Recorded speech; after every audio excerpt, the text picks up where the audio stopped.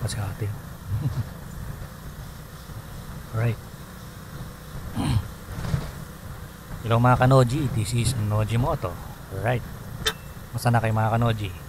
It's been long time. Alright. Bali, sa video ito ay nandito tayo ngayon sa Mega Dike, Malabon. Alright. Actually ay first time ko lang makagawi rito. Alright. Okay, so today is November 2. Kakatapos lang ng araw ng mga beds. Alright. So, sa mga namamasyal pa rin, ingat-ingat pa rin tayo mga kanoji. Alright. So, syempre dito sa Mega Dike, bago ko pumunta rito ay bali pabalik na tayo simula dun sa pinakadulo. Right. Ngayon ay medyo pababa ng araw. Time check natin ay alas 5 ng hapon. Medyo may kalakasan dito ang hangin dito sa Mega Dike. Bali itong lugar na to ay halos dagat na. Dito sa kabila parang ito mga tubig alat. Yan. Napapansin mo dito sa may kanan bahagi ko mga palisdaan to, malawak na palisdaan. Yan. So mga kanoji, bali first time ko lang nakagawi rito sa Mega Dike Malabon.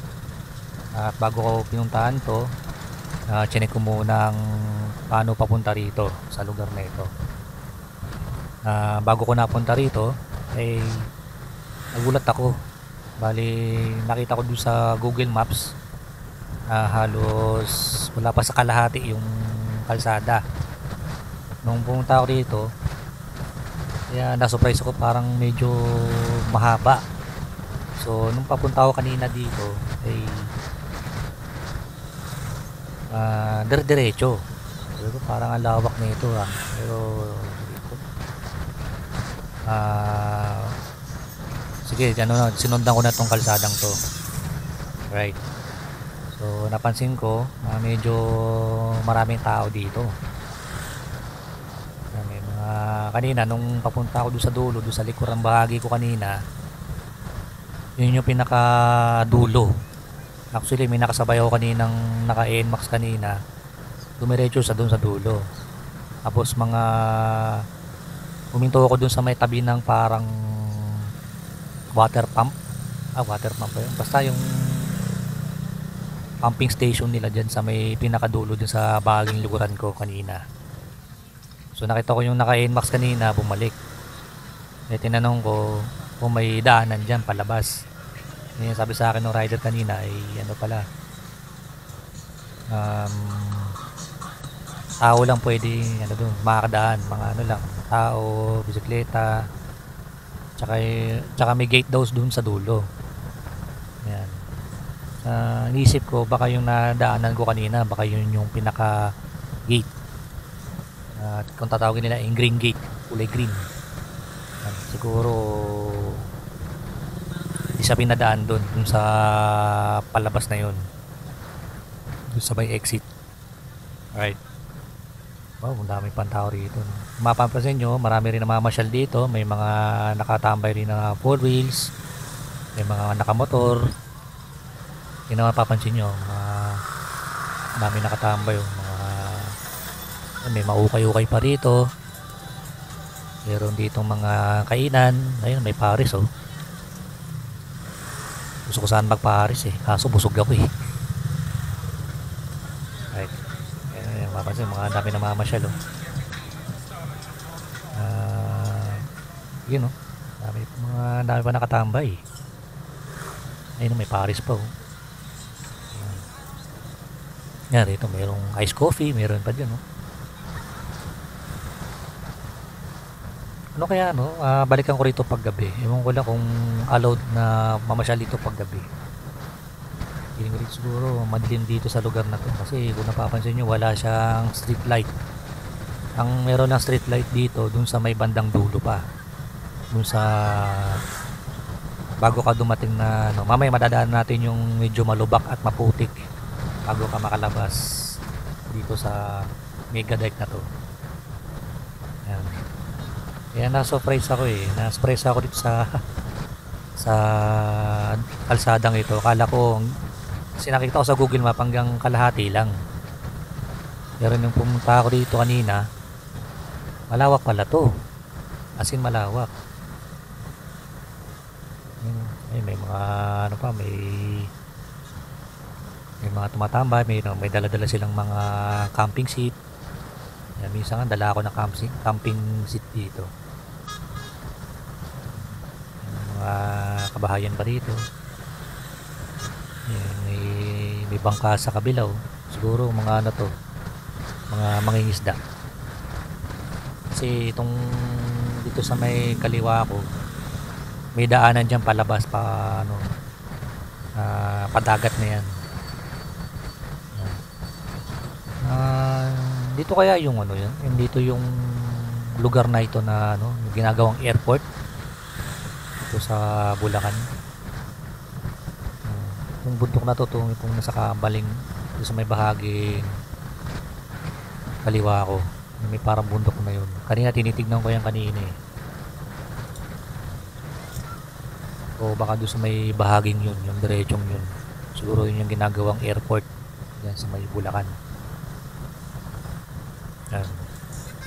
May nakikita pa ako ritong may naliligo pa kanina. Papunta pa lang ako kanina, may naliligo dyan siguro allowed naman siguro maligo dyan.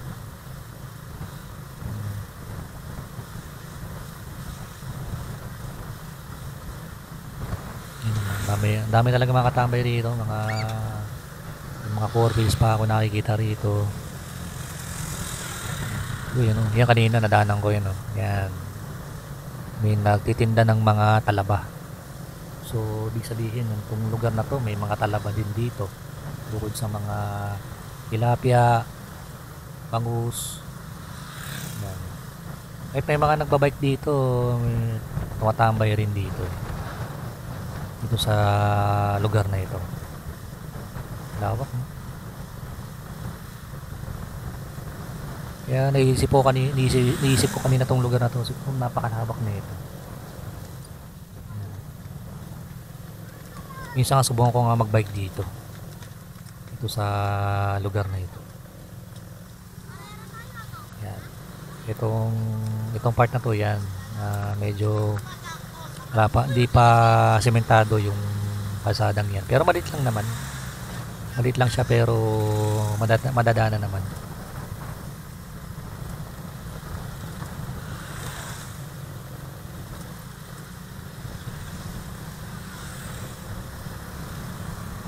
Yun, alright, lagpas. Ayan, talagang lawak talaga ng ano rito, no? Siguro pag binabagyo to, menos na lang yung baha dito sa part ng bandang Valenzuela, kasi ang dulo nito, palabas nito ay Valenzuela. Ayan. Kaya babalik ako dito, parang na-discover ko na naman tong lugar na to. Kasi una ko to nakita sa TikTok. Kasi may nag-aerial shot dito, may nagtapalipad nga ng drone kanina Kaya soon mapupuntahan ko na ito pag may time. At ito na ngayon yung time na yun na nakagawi ako dito sa Mega Dike, Malabon. Yan, may namimingwit po. Kanina dami ko nakitang namimingwit dun sa dulo Ewan ko doon pa. Yan o.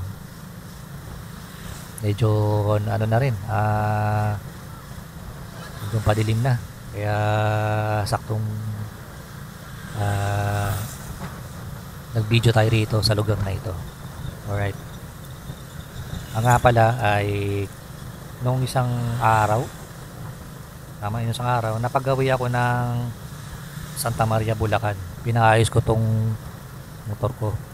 Bale, it's been 2 years na tong motor ko ay medyo nasira na rin yung kanyang engine support. Ang problema niya ay yung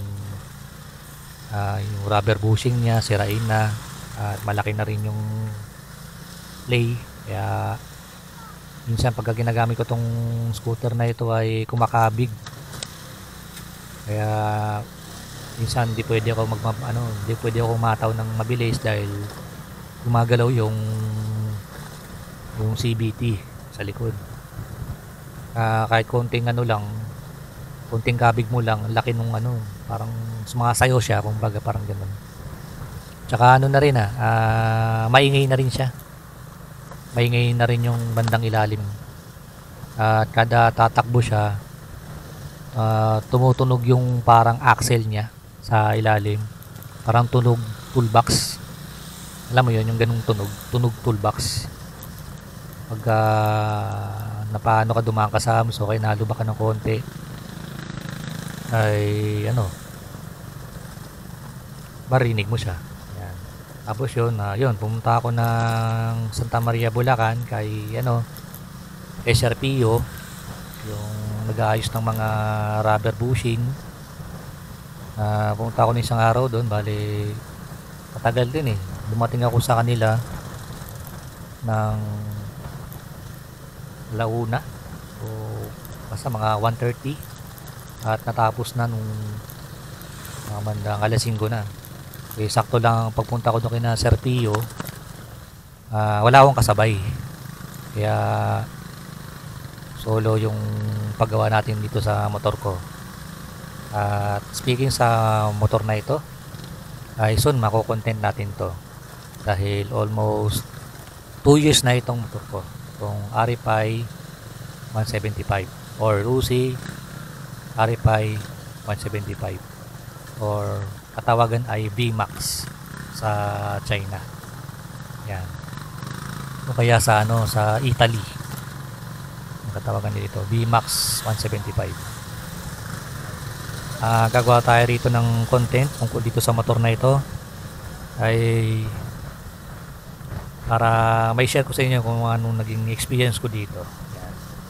Bali, nung kinuha ko siya dati sa kasa, di ko muna siya ni-review at para ma-experience ko kung ano magiging malalabas ng mga issue nito, itong motor na ito, sa loob ng 2 years. Alam niyo naman, pagka China, sinasabi nila sirain at madali masira yung mga pyesa, at laging nagagastos. Totoo naman yung mga kanoji dito sa experience ko dito sa motor na ito. At dahil sa mga issue, at napapag-aralan ko naman kung ano yung mga dapat gawin dito at naging solusyon kung ano man yung naging issue dito sa motor na ito. Alright, so abangan yung mga kanoji at gagawa tayo rito ng content na Rusi RFI serye. Yan, ulitin ko, Rusi RFI 175 serye. Yan. Para sa mga ganong content tungkol sa motor dito, sa motor na ito, para may share ko sa inyo kung ano yung magiging solusyon ko dito at naging experience ko dito, at sa mga naging aberya ko rito sa motor na ito. Bali, right now, ngayon di na siya nagluloko dahil sa mga napag-aralan ko ng mga solusyon dito sa motor na ito. At bali, sa maintenance naman, okay naman sa maintenance. Maintenance ko naman dito ay change oil, brake pads, gulong, at isa pa yung salinis na din. Yan. Tsaka may mga konting minimal upgrades naman dito kung napapansin nyo rito sa motor ko. Example na lang dito sa visor ko, dito sa harapan. Alright. Yan. So, i-review mo natin itong motor ko na ito at nagawa tayo ng content tungkol sa motor na ito. Right. Ito yung sinasabi ko kanina. Ito yung malubak, semi maputik, puti din masyadong maputik, basa lang na lupa. Yan, medyo may kaliitan naman ditong lugar na ito. Yan, mamaya may makasulubong ako ditong ayun, may kotse ako nakikita sa dulo. Yan. Sa gitong oras mayroon pa rin mga dumadayo, may mamamasyal. Ito katulad tong sa harapan ko na mag-asawa, nakabike. Sana all. Yan. Shoutout sa inyo, ma'am, sir. Yan, siguro galing dun sa dulo yan, namasyal. Yan. Bali, part na to ay medyo malubak. Yan. Yung kaninang pagpasok ko kanina, dito ako pumasok sa kalsadang to. Yan, kala ko siya mahabang ganitong daanan na medyo maputik. Yan, hindi naman pala. Siguro ipalagay natin ng mga 1 kilometrong layo na yung ganitong kalsada. Yan. Ngayon may auto. May kotse pa nga ako nakasulubong. Panigurado yung kotse namin kasya rito. At minsan yayain ko rito ang family ko mamasyal dito. Dito sa Mega Dike, dito sa Malabon City. Alright, shoutout dito sa mga taga Malabon. Medyo may mga kakilala rin ako mga taga dito ang kakilala ko lang dito nakatira dito sa Malabon si Boss Chacho, yung na-vlog natin na NMAX na badge concept na semi JDM yung NMAX version 2. Na-vlog natin dun sa may People's Park dito dun sa may Nabotas. Yan. So far bira na ako nakagawi dun sa kanyang kainan dun sa may Chacho restaurant. Masarap yung sisig nila doon, yung mga ibang food nila doon. Yan, shoutout din kay Eric Magramo. Yan, naging tropa natin. Yan, na-vlog natin ang motor na e-bike. E-bike pala na stance. Yan. Alam ko taga dito lang yan Yan. So yun, itong kalsadang to, yan, palabas na yan. Yung dulo niyan, kakaliwa ka, di kakanan ka pala, sorry. Kakanan ka, tapos kaliwa. Mamaya, makita nyo yung pinaka-entrance na itong lugar na to. Yan. Naisip ko lang dito sa lugar na to, no? Siguro, sa may tuwing may bagyo, posibleng binabaha din sila rito. Yan. Kasi ito mo, may kataasan din yung mga bahay dito. Ewan ko lang comment down below sa mga taga rito kung binabaha kayo rito or what. Yan. O nga pala mga kanoji, at yun, maraming salamat sa inyong patuloy na pagsuporta sa aking Facebook page at YouTube channel na Noji Moto. Yan. Sa mga di nakakilala po sa akin, ako si Noji Moto. Nagko-content ng mga iba't ibang concept na kulturang motor na uso dito sa Pilipinas. Yan. At paki-follow na lang po ang aking Facebook page. Subscribe na lang po kayo sa aking YouTube channel. Yan. Alright. So, yun mga kanoji, at maraming salamat sa inyong panonood. Stay tuned lang po kayo sa mga susunod kong upload. Yan. Pasensya nyo mga kanoji, medyo madalang ako mag-upload ng mga long form videos. Mga motor na kinokontent ko dati. At namiss ko na rin mag-vlog ng motor. At pasensya na po mga kanoji. At ilang beses na rin ako bumabawi sa susunod na pag-upload. Yan. Ito na yung ano, ito na yung entrance. Yan. Alright. Mapapansin nyo, yan. Right. Okay mga kanoji, maraming salamat sa panonood. Ingat palagi sa labas, manalangin bago umalis. And God bless.